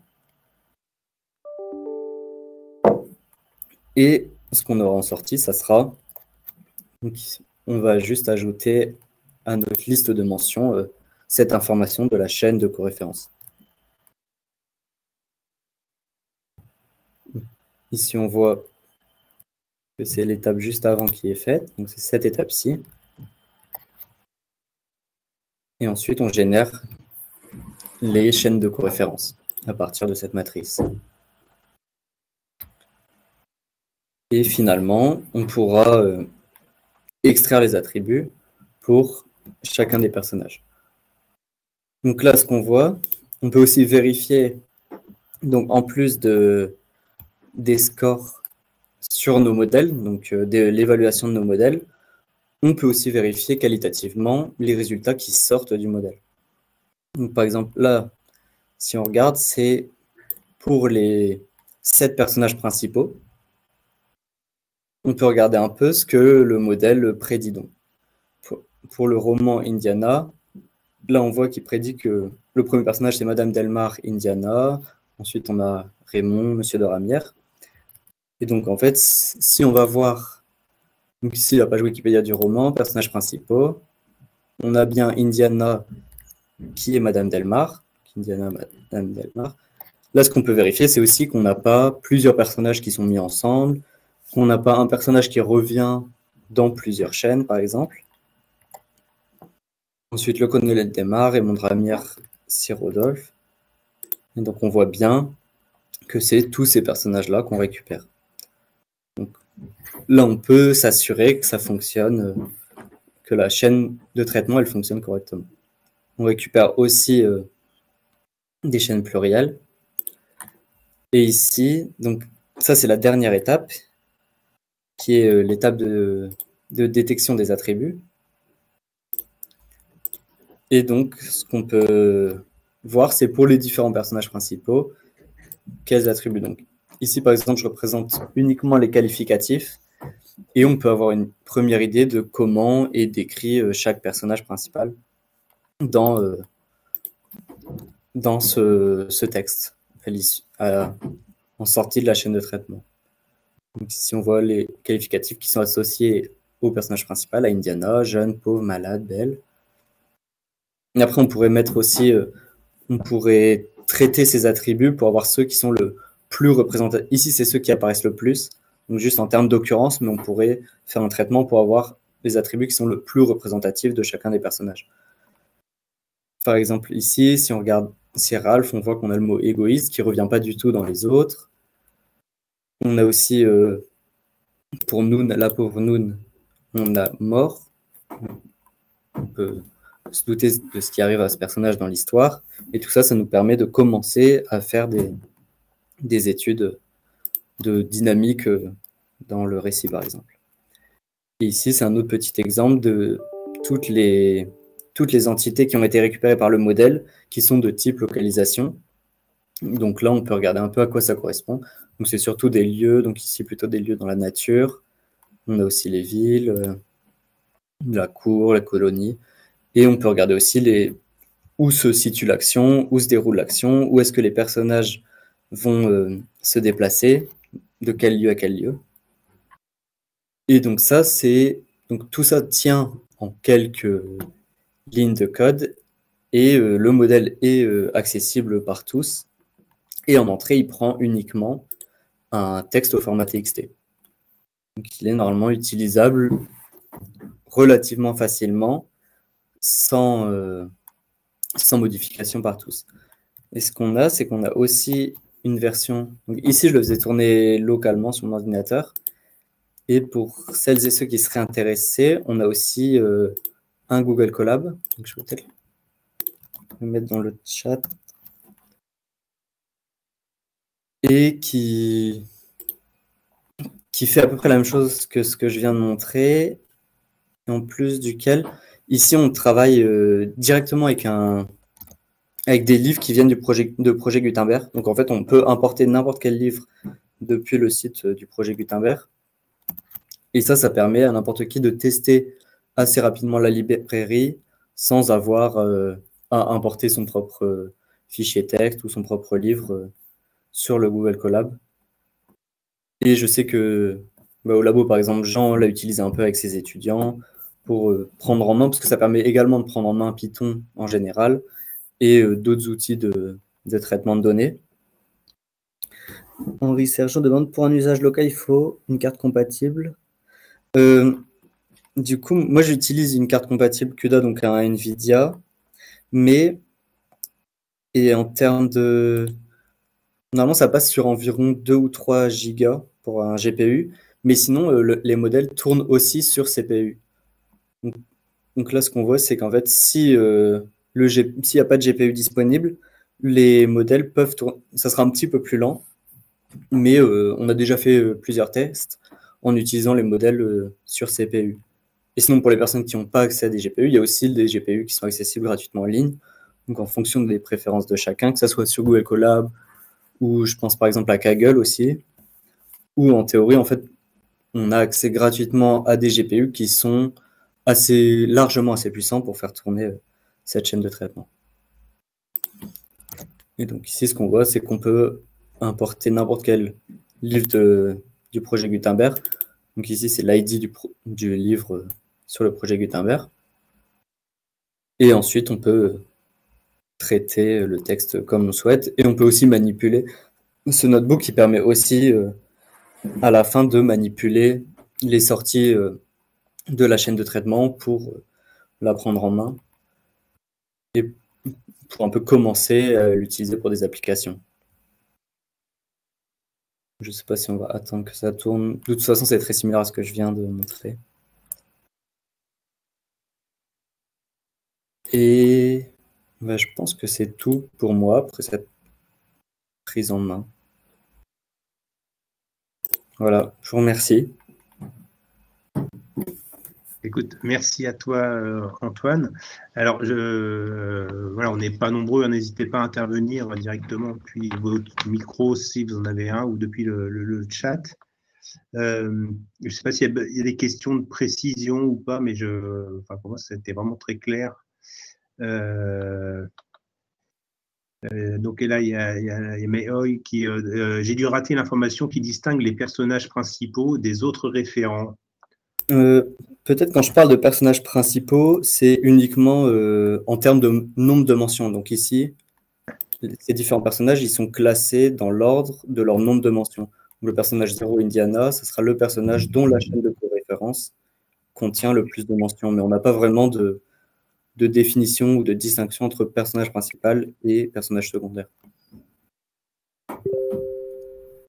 Alors, moi là-dessus, je vais poser une question qui n'est pas du tout une question de linguiste, qui serait plutôt une question pour un sociologue ou un historien. Et c'est surtout sur les corpus qui sont en entrée. C'est-à-dire que, par exemple, là, je vois bien du coup la délimitation d'un roman, mais il ne s'agit pas de faire rentrer toute une œuvre littéraire d'un auteur dans lequel on pourrait avoir plusieurs papas ou plusieurs mamans. En fait, la question qui est derrière, c'est si je suis historien, politiste ou même sociologue, et que je voudrais travailler sur un corpus de textes juridiques où j'ai différents acteurs, où j'ai par exemple Monsieur le Président qui revient plusieurs années de suite, mais derrière, c'est jamais le même président. Donc, BookNLP et puis PropFR, c'est pour la littérature. Mais est-ce qu'on pourrait le détourner pour le reste des sciences sociales ou pas? Moi, j'ai espoir que oui. Pour l'instant, on l'a pas encore. En fait, on n'a pas encore testé cette chaîne de traitement sur d'autres documents en dehors de la littérature. Moi, je l'ai testé un tout petit peu sur ces journaux-là, donc des journaux de terrain, où ça a l'air de fonctionner assez bien, en tout cas en termes de détection de mentions, donc détecter les mentions de personnages dans un journal. Et après, ce qu'on peut en faire, enfin, je ne sais pas si tu as un exemple de ce que tu penses qu'on pourrait en faire avec des textes juridiques, mais je sais que, en tout cas, ces méthodes-là, elles ont déjà été utilisées pour un usage complètement autre, qui est l'anonymisation, par exemple, de textes juridiques, où en fait la détection de mentions dans les textes juridiques, la détection d'un prénom et d'un nom propre, ça permet d'anonymiser en partie des procès-verbaux ou ces choses-là. Mais enfin, nous, notre but, ici, nous, on n'a pas de sociologue, mais le but, ça serait d'entrer en discussion justement avec des sociologues qui pourraient voir des applications potentielles à cette chaîne de traitement et tester sur leurs documents. D'accord, écoute. Alors, entre-temps, oui, enfin, c'est vraiment la question. C'est vrai qu'à la fois, oui, aussi que c'est pas mon domaine, peut-être ma formulation n'est pas très claire, mais effectivement, je pense que il y a peut-être on pourra en reparler à une autre occasion des collaborations entre disciplines. Alors, dans le chat, du coup, il y a au moins 3 questions qui sont arrivées. Donc Antoine, donc quand tu dis que tu as entraîné un réseau de neurones pour la coréférence, tu as élaboré une architecture ad hoc, si oui laquelle, ou tu as utilisé une architecture outil existant? Nous, on a réécrit nos modèles sur PyTorch. J'ai peut-être l'architecture qui traîne ici. Je ne sais pas à quel point ça va être lisible, mais du coup, sur la page du modèle, je peux la partager, sur Hugging Face, il y a la description du modèle. Donc, c'est vraiment un modèle neuronal, une sorte de multilayer perceptron avec un certain nombre de couches et avec un certain nombre d'unités par couche. Mais on a réécrit l'architecture, mais c'est rien de. C'est assez standard. Alors après, il y avait une question de l'or sur le repérage des coréférents de 2 à 2. Donc, si un personnage n'est pas mentionné pendant longtemps, donc plusieurs pages, et qui réapparaît ensuite, comment on peut le repérer? Ouais, bah Alors, je ça, ne sais, c'est un. voilà, je sais pas si c'est la question de la temporalité ou Non, je pense que c'est en termes de s'il apparaît au début et à la fin du texte et que, en fait, la fenêtre glissante, elle prend pas en compte. Enfin, il y a un moment où il n'y a plus du tout de mention. Et ça, c'est un gros problème qu'on a eu et qui apparaît uniquement lorsqu'on évalue les modèles sur des textes complets. Donc ça, c'est quelque chose qu'on n'avait pas jusqu'à assez récemment, des textes entiers, et donc qui ont été rajoutés à partir du corpus chapitre. Donc le corpus chapitre, il permet ça en plus du corpus démocrate, d'avoir des textes complets. Et en fait, ce qu'on fait, c'est qu'on a des petites astuces de post-processing où, par exemple, déjà les noms propres, on va avoir des fenêtres glissantes plus grandes lorsqu'on cherche à faire coréférer des noms propres plutôt que pour les pronoms. Parce qu'en fait, les pronoms, on sait que leur antécédent, il va être très très proche. On n'a pas besoin d'aller chercher 10 pages en arrière pour trouver le dernier antécédent d'un pronom. Alors que pour les noms propres, ça peut arriver qu'il n'apparaisse pas, son antécédent n'apparaisse pas pendant très longtemps. Et à ce moment-là, on peut aussi se permettre de travailler à l'échelle du roman complet et de chercher la mention exacte du prénom plus nom, ou bien d'un titre, par exemple le colonel Delmar, comme on voyait ici. Ça peut valoir le coup parfois de retourner chercher la mention exacte de le colonel Delmar dans le texte complet et de les relier entre elles. Si on sait qu'en fait le texte il dépasse de cette fenêtre-là. Alors du coup, heureusement que j'ai révisé mes précédents tutos, hein, ça me permet de mieux faire monter les questions des linguistes. Sur les formats de sortie, il y a Mayoy Dak qui pose la question du format Connell en format de sortie. Après, je ne sais pas s'il y a d'autres formats qui sont prévus, à la fois en entrée ou en sortie, de manière à élargir la question ou la remarque. Ouais. À l'heure actuelle, Bon, ici, c'est un peu simplifié, mais nous, ça ressemble beaucoup à ça. Donc, on a vraiment le début, la fin d'une mention et sa chaîne de coréférence. Et ensuite, on a un autre fichier où on a tous les tokens, donc qui ressemblerait plutôt à quelque chose, en fait, encore en amont. Mais on n'a pas de format Connell. Pourquoi? Parce que le format Connell, il nous paraît pas très pratique pour annoter la coréférence lorsqu'on a des niveaux d'imbrication. En fait, le format Connell, il implique d'ajouter une colonne à chaque fois qu'on a un nouveau niveau d'imbrication. Et comme on ne sait pas forcément a priori combien de niveaux d'imbrication on va avoir, ça devient un peu difficile d'avoir toutes ces infos. Et une autre raison, c'est que ce format, donc, nous qu'on appelle entities, il nous permet d'avoir en plus des informations propres au token, donc comme dans le format Connell, on a des informations qui sont propres aux mentions de personnages ou aux mentions aux mentions en général. Donc, par exemple, ici, si on cherche une mention d'un personnage, donc le colonel Delmar, nous, on a son niveau d'imbrication.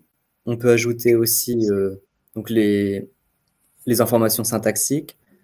On ajoute aussi son genre et son nombre. Alors qu'en fait, ces informations, elles seraient assez difficiles à garder dans un format Connell. Donc nous, on a préféré utiliser ce format qui est un peu un format hybride où on a toujours une information qui ressemble à un Connell. Donc ici, c'est ce qu'on appelle le data frame des tokens. Donc on a chaque token avec son début et sa fin, mais où dans ce tableau-là, on n'a pas l'information de la coréférence ni des mentions de personnages. Mais c'est un choix qui a été fait. Mais en fait, ces deux types d'objets, on pourrait les combiner pour créer un format Connell, mais on perdrait par exemple de l'information du genre des mentions, etc. Mais s'il y a des outils existants qui nécessitent de travailler avec un format Connell, on peut très bien convertir. Ici, nous, on ne perd pas d'informations, on pourrait très bien convertir ces deux objets en un Connell.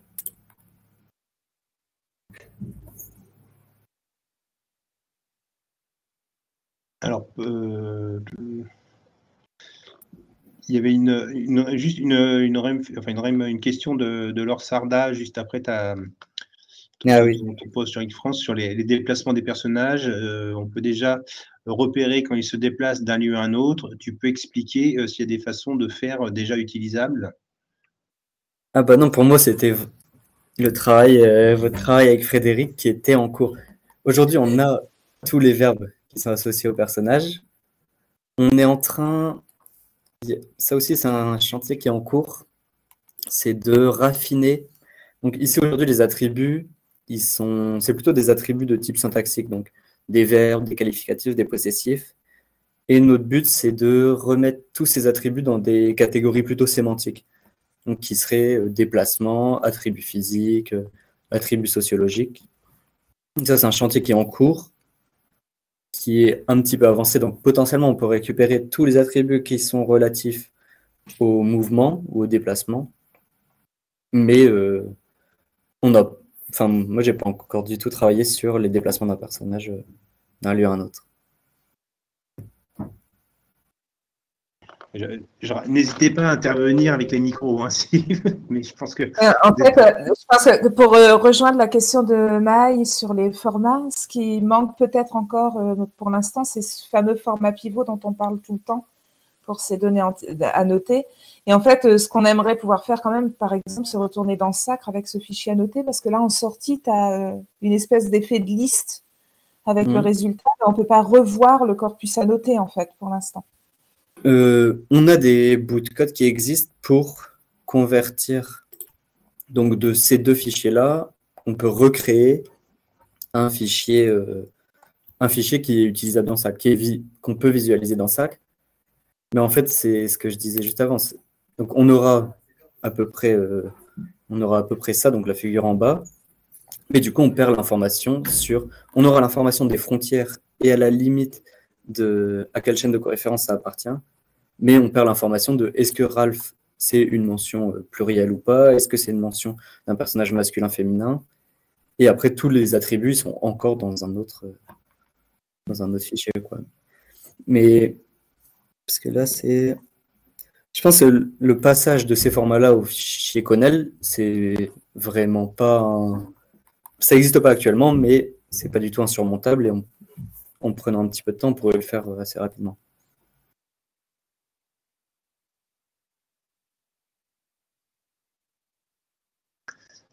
Alors, sur les possessifs qui sont montés là pour la coréférence, il y avait donc encore une question de l'ordre, de savoir si c'était plutôt des tests issus de tests préalables ou c'était défini par la suite. Et est-ce que fais-tu l'hypothèse qu'ils sont plus liés à des entités, personnages, je pense que d'autres? Parce que les possessifs, la détection des attributs, ça intervient après la coréférence. Donc, ça n'a pas trop lien avec la coréférence. C'est... je ne sais pas si j'ai un exemple. Et puis, du coup, Laure qui précise que est-ce que les possessifs donnent des bons résultats qui émergent des tests préalables sur les coréférences? Pour l'instant, on ne les a pas exploités tant que ça. Et je les ai peut-être... Donc, ici, j'avais mis en qualificatif. Et en fait, on pourrait modifier. Donc ça, si on enlève... Donc ici, on regarderait quels possessifs sont attachés à chaque personnage. Mais là, le problème, c'est que ça reste des occurrences. Donc on voit que Madame Delmar, on parle plutôt de son cœur, sa main, son mari. Son mari, à la limite, c'est déjà une information qui est pertinente. Son cousin aussi. Donc possessif, c'est aussi des relations. Vu qu'en fait, on travaille au niveau syntaxique avec les pronoms possessifs, ça va être aussi des relations entre des personnages. Donc on voit que Raymond, on parle aussi de sa mère. Donc, est-ce que ça donne des résultats? Pour l'instant, nous, on ne l'a pas utilisé beaucoup plus que ça. Et c'est aussi en fait un gros agrégat. Et c'est là que le chantier qui est en cours, d'avoir une étape encore à la suite, qui serait de remettre tous ces attributs dans des catégories un peu plus interprétables, des catégories sémantiques avec lesquelles on pourrait travailler un peu plus facilement, parce que à l'heure actuelle, les possessifs, ils vont prendre en compte à la fois des parties du corps, donc ça peut être sa main, son œil, son nez, mais aussi son cousin, donc des relations familiales, mais ça peut être aussi des objets ou des habits, son chapeau, sa casquette. Et donc tout ça, nous, on aimerait avoir un classifieur qui, derrière, va remettre dans des catégories un peu interprétables tous ces attributs. Donc je ne sais pas si ça vaut le coup de se focaliser sur ces catégories-là, donc par exemple la catégorie possessif, ou si on espère d'ici peu avoir des catégories plus interprétables.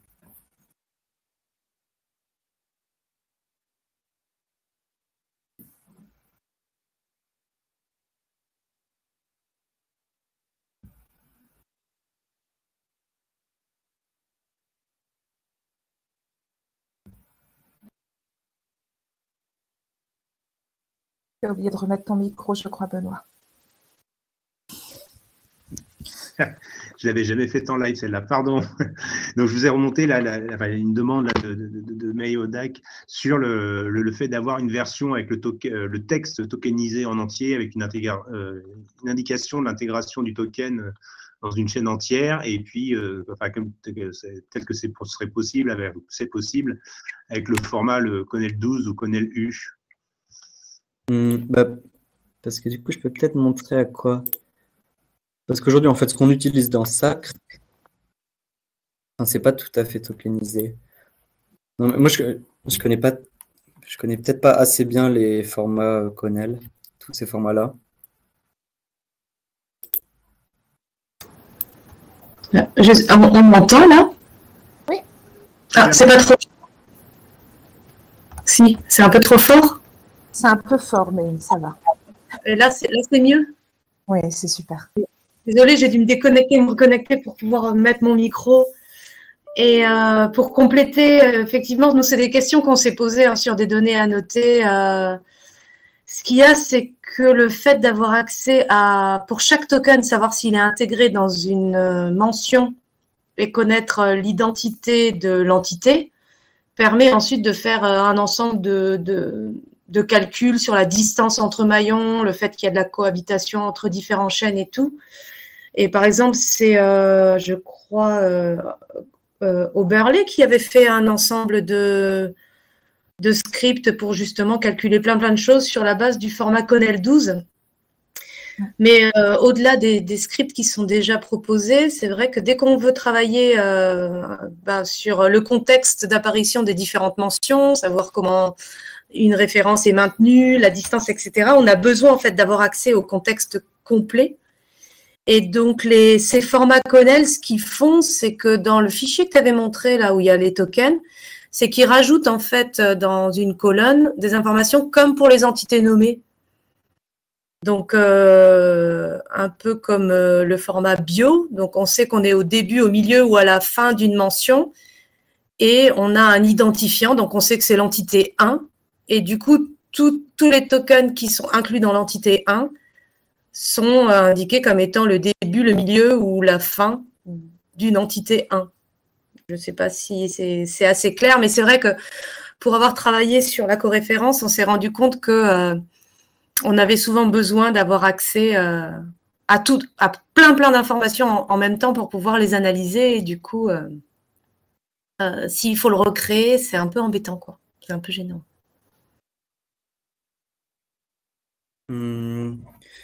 Parce que nous, on passe aussi par ce truc-là de BIO tag.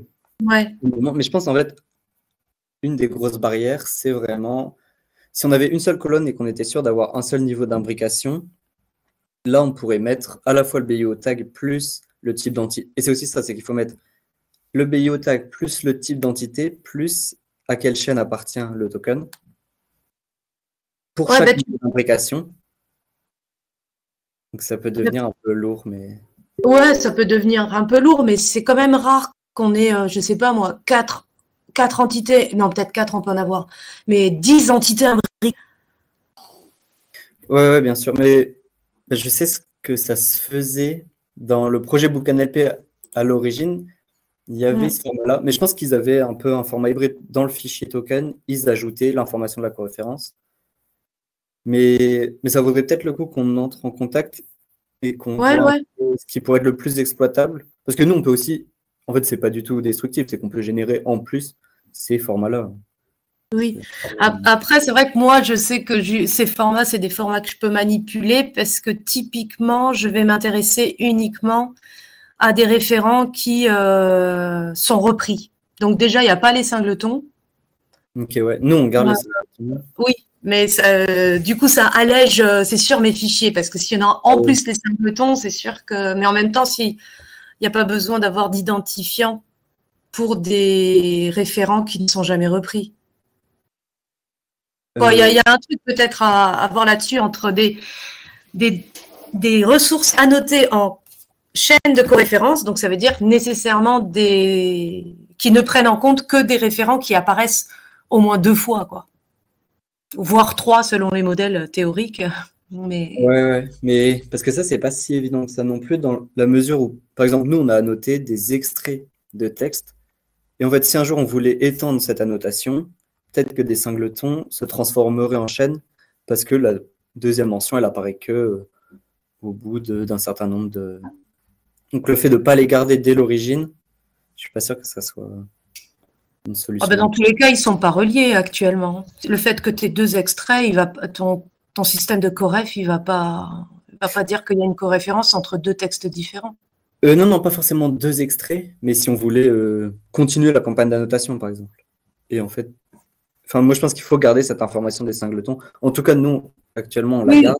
C'est pour une autre tâche, quoi. C'est pour autre chose que la coréférence, quoi. Mais nous, on y a déjà pensé, on ne l'a jamais appliqué de générer ce format-là. Parce qu'en fait, on a aussi pris un peu l'habitude de travailler avec les formats. Ce n'est pas forcément une bonne idée parce que le format Connell est assez standard. Mais je ne suis pas sûr que ce soit le plus adapté pour la coréférence, en tout cas. Pour la détection de mentions, c'est très bien. Pour la coréférence, ça devient un peu... nous, on se rend compte que si on n'a pas toutes les infos qu'il y a autour, en fait, il nous manque trop d'informations. Et donc, du coup, on est obligé de recréer, en fait, un fichier où on sait exactement qu'est-ce qui a été... qu'est-ce qu'il y a eu avant ce token qui était intégré dans ce référent? Combien de mots? Est-ce qu'il y a eu des sujets avant? Combien de verbes différents il y a eu entre les deux mentions? Et donc, en fait, on est obligé de retourner au fichier token. Voilà. Si on veut travailler sur la coréférence, en tout cas, on a besoin de ces informations. Ok, je vois. Mais je pense qu'à un moment, on va retourner vers le CONALU, hein, c'est ce que disait Antoine, c'est-à-dire que comme il y a eu tout un travail de constitution d'un nouvel outil, là, on est à l'étape de justement l'utilisation et la réutilisation et l'interrogation des données, donc on va revenir vers ces formats. Mais pour l'instant, c'est vrai que ce n'était pas notre priorité, en fait. Mais là, en tout cas, on est prêt à discuter avec toi pour voir… Ouais, je vous mets juste un exemple là dans le texte de 2 lignes qui pourraient être d'un fichier tokenisé. Alors, j'ai simplifié, hein, mais dans son ami, tu vois, on a les parenthèses qui montrent que c'est un unique token qui mentionne un référent. Et c'est aussi le début. Donc, on utilise les parenthèses. Hein, depuis Conel 12, c'est ça qui a été utilisé. Donc, parenthèse ouvrante, c'est que c'est le début de ref 2, mais que ce ref 2, c'est que le début. Et ami, ben, on voit que c'est ref 2. Donc, du coup, à la fin, tu peux quand même avoir ref 1650 s'il y a 1650 références dans ton texte. Mais à chaque fois, voilà, c'est pas des colonnes différentes, en fait. Tout est dans la même colonne. Ah, d'accord, ok, je vois. Avec des pipes pour chaque référent. Et l'information du type d'entité, ça pourrait être juste à la place de ref. Bref, tu peux mettre perso 1, perso 2, lieu, fac 1, voilà. Ok, ouais, je vois. Mais du coup, ça nécessiterait quand même d'avoir quelque part d'autre une base de données qui dit… Que fac 2, c'est… Ouais. Ouais. Ben, non, parce que tu peux la recréer, mais après, tout ce que tu as rajouté sur les attributs, tu peux dire que fac 2, dans un autre fichier, tous les attributs de fac 2, si tu veux. Ouais, bah, ce qu'on fait actuellement, justement, c'est qu'en fait, les attributs, on arrive quand même à les mettre dans le fichier token parce qu'on dit cette ligne-là, ce token-là, c'est un attribut. Et en fait, dans la colonne, par exemple, c'est un possessif. Et on met juste l'ID de la mention à laquelle est lié ce token en tant qu'attribut. Mais ça revient à peu près. Ouais, mais après, si tu as un truc, je sais pas, sa petite amie jadis ancienne, bon, je sais n'importe quoi, mais une référence qui est comme ça, il faut connaître la tête lexicale pour connaître le genre, par exemple.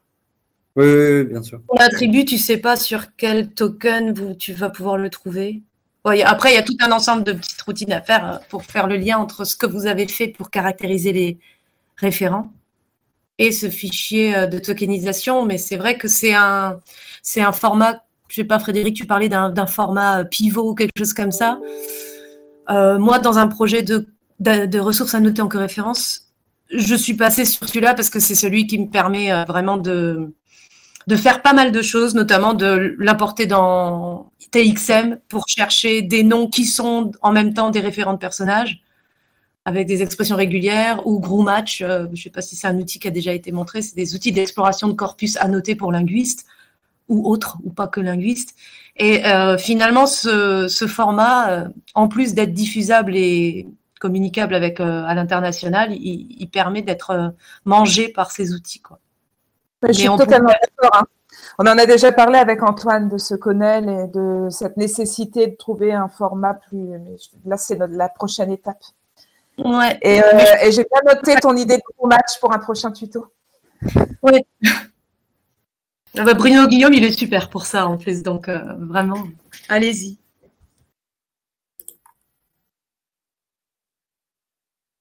Et la question de Laure, est-ce que tu peux préciser ce que c'est les descriptions définies, s'il te plaît? Je ne suis pas sûre de… Alors, j'ai mis mon micro, ça va être plus simple. C'est simplement des désignations qui sont souvent liées à la connaissance du monde. Quand tu vas dire, je ne sais pas, Macron ou le président de la République, où j'avais travaillé sur la presse, où on désignait Macron par toutes sortes de descriptions du type le petit marquis poudré, l'apprenti philosophe, etc. En fait, il y a tu reconnais un personnage dans la mention, mais il n'y a rien, si ce n'est la connaissance du monde, qui te permet de le raccrocher à Macron, par exemple. Donc, je ne sais pas si tu vois, je sais pas, tu peux avoir quelqu'un qu'on va désigner par son nom et après, on va l'appeler, je ne sais pas, le gardien de la porte. En fait, ça sera la même personne. Du coup, on détecte les noms communs. Donc, le gardien de la porte, on va le détecter en tout cas. Oui, Et après, c'est pas seulement la détection, c'est Ouais, le lien avec la coréférence. Ouais. Et pour la coréférence, du coup, si le contexte est assez clair, peut-être qu'ils vont être reliés, parce que il y a quand même l'information contextuelle. Mais par contre, si c'est vraiment quelque chose qui nécessite une connaissance du monde, nous, on a, pour le moment, je sais que ça existe, mais pour le moment, nous, on ne fait pas du tout appel à des bases. Enfin, on pourrait relier tout ça avec Wikisource ou des choses comme ça, ou Wikipédia. Nous, on ne le fait pas du tout. Donc, le président de la République française et Emmanuel Macron, s'ils apparaissent dans deux contextes complètement différents, nous, on n'arrivera pas à les relier actuellement. Mmh. Et plus largement, la question des anaphores associatives, c'est du type, je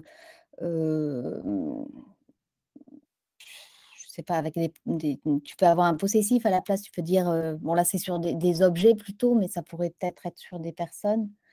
Il y avait un exemple de Kléber qui disait, un homme est arrivé, je sais plus ce que c'est, la casquette était, a plu à tout le monde et au lieu de sa casquette a plu à tout le monde, tu vois? Donc ça serait parmi les attributs, il y aurait des choses avec des définis qui, en contexte, sont forcément reliés comme des possessions du personnage, mais sont pas marqués comme avec un possessif.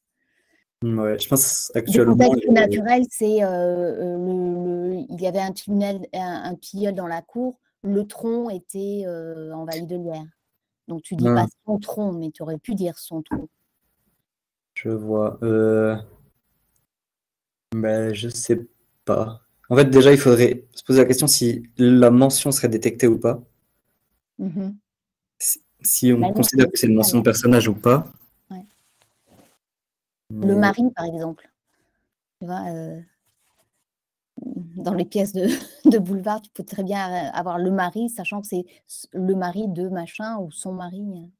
Ah, le mari, je pense qu'on le détecterait. Est-ce que la coréférence fonctionnerait?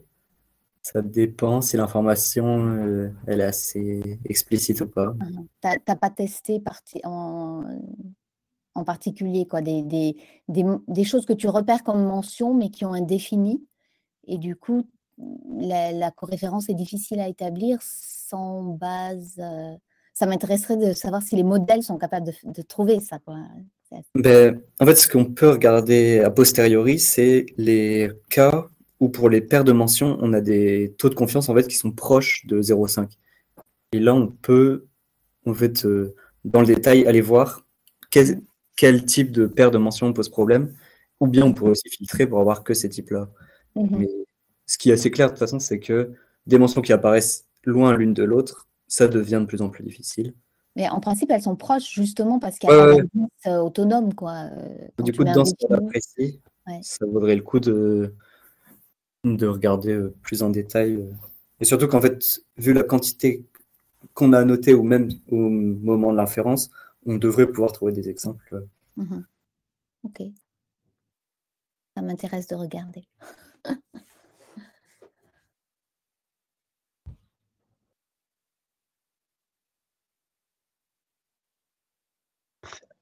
Moi, je m'autorise du coup une question. Je ne sais pas si pour les linguistes, un nombre est plus précis qu'un mot, mais sur le vecteur, là, qui est, je reprends mes notes, là, le fameux prolongement numérique, quand tu passes du texte brut à ce vecteur de 1024 positions, en fait, ces 1024 positions, ça correspond à quoi? Derrière, il y a eu un... Je pense que ça ne correspond à rien.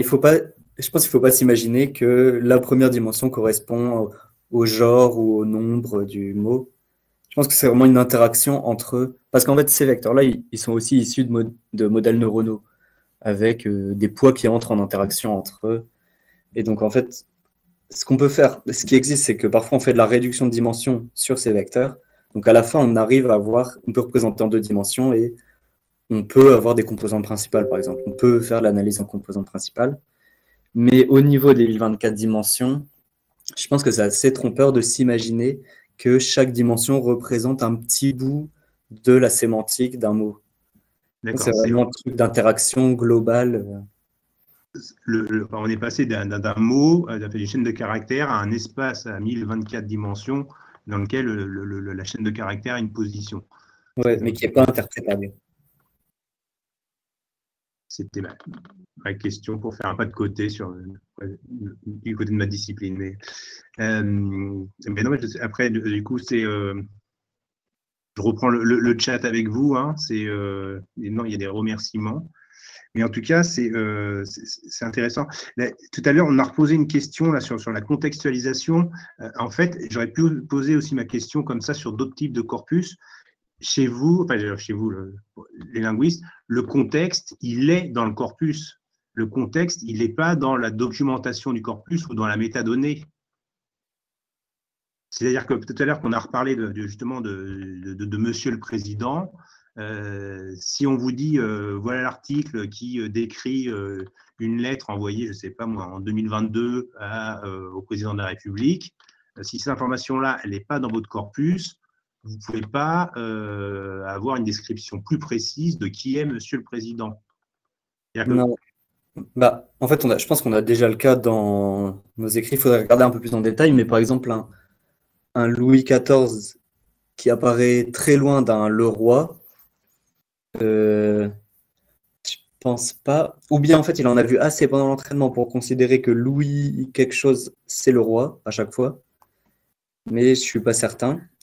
Et dans un cas encore plus spécifique, où ça serait une figure qui est appelée soit par un titre, soit par un surnom, nous, il y a assez peu de chances que ça le repère, sauf si dans la phrase, le contexte fait que peu importe le titre qu'il porte, en fait, il aurait été repéré comme étant coréférent. Mais en fait, dans cette tâche-là de coréférence, on a aussi quelque chose qui est un peu annexe, qui est le entity linking, et qui souvent fait appel à des bases de connaissances. Nous, pour l'instant, on n'utilise pas du tout ça. Il faudrait peut-être qu'on passe un peu de temps à voir si... En tout cas, pour les romans, je ne suis pas certain que ça soit nécessaire. Mais c'est vrai que si on veut l'adapter à d'autres types de documents, il y a un moment où ça deviendra peut-être nécessaire parce que les performances en coréférence, elles seront trop faibles pour certains cas où il faut avoir une connaissance. Mais à l'heure actuelle, je ne peux pas trop répondre à ça, je ne sais pas. Et oui, il y a cette notion de contexte peut-être qui est ambivalent dans notre façon de l'utiliser, le mot. Quand on parle de contexte, là, dans nos textes, c'est vraiment les mots autour du mot qu'on étudie, en fait. Les mots avant et les mots après, c'est ce contexte-là. Le contexte social ou historique du mot, tu peux peut-être aussi le retrouver, Antoine, avec tes arguments adjectifs, verbes. Ce qui est autour du mot, ça peut permettre de contextualiser de manière plus large, mais ce n'est pas le contexte du mot. Tu vois, je crois que c'est ce terme-là qui nous a... on ne parle pas du même contexte, en fait, entre sociologue et linguiste. Ah, mais c'est une manière de faire aussi évoluer les outils, enfin même nous, des fois, nous donner des idées ou des opportunités de travailler sur des corpus de manière autre. Eh bien, je ne sais pas, les participants, si vous avez d'autres remarques ou sur l'intervention d'Antoine, c'est le moment d'y aller.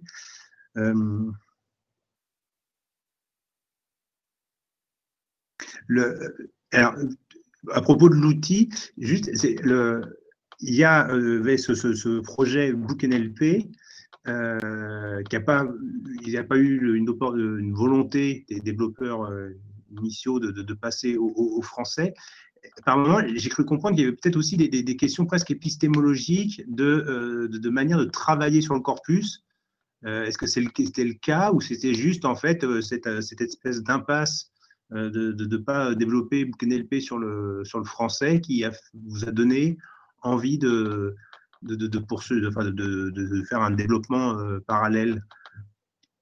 Je ne sais pas si je suis le plus au fait parce que je suis arrivé un peu tard dans ce projet-là, mais il y a aussi, je pense, au-delà de l'aspect épistémologique, il y a l'aspect vraiment sociologique, humain, qui est que c'est une équipe c'est une équipe à part, enfin, c'est l'équipe de Berkeley. Ils ont accepté à l'origine de nous fournir le code de BookNLP, donc la version anglaise.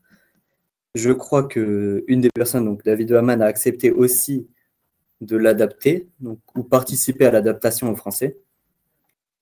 Mais en fait, depuis, de notre côté, le code était difficilement modifiable pour nous parce que c'est pas nous qui l'avons écrit. Et en fait, retourner lire du code qui a été écrit par quelqu'un d'autre, ça peut être assez difficile. Et au niveau des langues, en fait, il y a ce projet-là qui existe depuis 2020, qui était l'adaptation au russe, japonais, espagnol et allemand, dont le français ne faisait pas partie. Mais je pense que c'est juste une question de contexte où ils n'avaient pas de personnes qui parlaient français dans leur équipe. Et en fait, le projet devait durer 5 ans, le projet multilingue. Et aujourd'hui, je ne sais pas, en tout cas à ma connaissance, il n'y a pas eu de publication de BookNLP dans ces langues. Et donc, en fait, c'est assez délicat de nous continuer à s'appeler BookNLP FR, qui avait un sens au moment où en fait on avait repris ce code-là, qui avait été adapté au français, mais qui aujourd'hui, 4-5 ans plus tard, fait moins de sens dans la mesure où on a réécrit à peu près tout ce code, où les modèles qu'on a derrière sont plus entraînés forcément de la même façon, les architectures sont un peu différentes, et où même les fonctions de la chaîne de traitement commencent à diverger, et ce qu'on aimerait faire plus tard commence à diverger, et où en fait, du côté BookNLP d'origine, donc à Berkeley, je ne sais pas s'ils comptent encore développer cette chaîne-là. Et donc, il y a un moment où en fait, il faut, pour à la fois être visible et pour pouvoir faire un peu ce qu'on veut du côté de la chaîne de traitement, ça valait le coup de changer ce nom.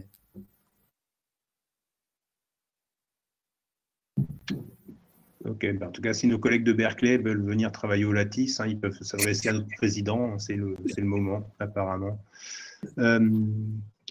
Eh bien, écoutez, je refais une dernière lecture du chat, mais je vois déjà des remerciements qui arrivent. Je ne sais pas si mes collègues de l'équipe de tuto veulent apporter des remarques ou des précisions.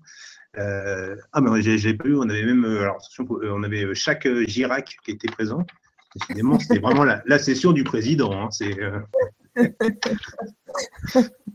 Et du coup, merci beaucoup Antoine, parce que c'était vraiment très clair et très intéressant, et c'est vraiment un chouette projet qui intéressera les communautés, et bien je pense au-delà même des linguistes ou des spécialistes des traitements automatiques des langues. Et pour le prochain tuto, on va rester dans le côté du traitement de données qualitatives de texte. Et là, on va faire un pari assez osé, c'est de faire de l'analyse de contenu avec un tableur, plutôt que d'avoir des logiciels spécialisés type Cagdas. Et on va comparer tout ça avec Marie Moncada. Ce sera le 10 juin à 14 h. Et merci à toutes et tous et à la prochaine session. C'est Antoine.